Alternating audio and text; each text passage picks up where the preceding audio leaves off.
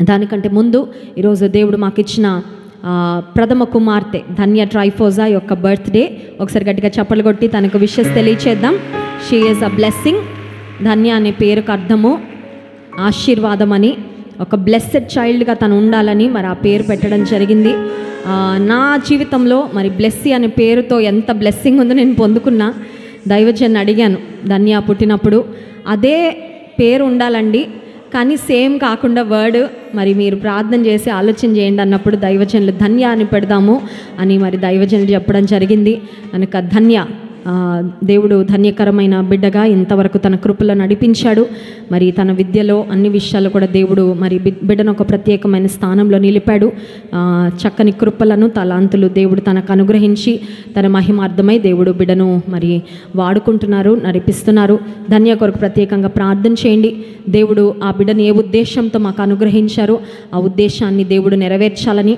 ప్రభు మాట ప్రకటించు స్త్రీలు గొప్ప సైన్యము వలె ఉన్నారని వాక్యంలో ఉంది. మరి ఆ సైన్యాన్ని నడిపించే ఒక చక్కని నాయకురాలిగా దేవుడు ఆ బిడ్డను వాడుకోవాలనేది నా ఆశ, నా ప్రార్థన. ద నెక్స్ట్ జనరేషన్కి మరి చాలా పవర్ఫుల్ పీపుల్ కావాలి. ఎందుకంటే నెక్స్ట్ జనరేషన్ వారు చాలా ఫాస్ట్, వారికి ఉండే సవాళ్ళు, వారికి ఉండే శోధనలు సామాన్యమైనవి కాదు. సో మరి నా ముగ్గురు కుమార్తెల విషయంలో దేవుని సన్నిధిలో ప్రార్థన చేసినప్పుడు దేవుడు నాకు ఇచ్చిన మాట ఒకటే, స్త్రీలు బలపరచగలరు. ఒక స్త్రీ ఒక పురుషుని దగ్గరికి వెళ్ళి వారి సమస్యలు చెప్పుకోలేరు. ఒకరు చెప్పుకున్నా కూడా వారికి అర్థం కూడా కాదు. ఒక స్త్రీని బలపరచాలంటే స్త్రీలే.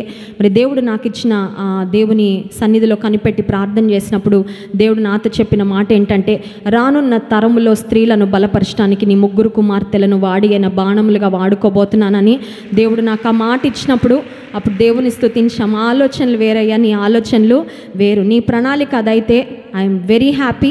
మరి దేవుడు మాకు ఇచ్చిన ముగ్గురు కుమార్తెలు బట్టి దేవునికి స్తుతులు చెల్లిస్తూ ధన్య కొరకు ప్రత్యేకంగా ఈరోజు చిన్న ప్రార్థన చేయండి.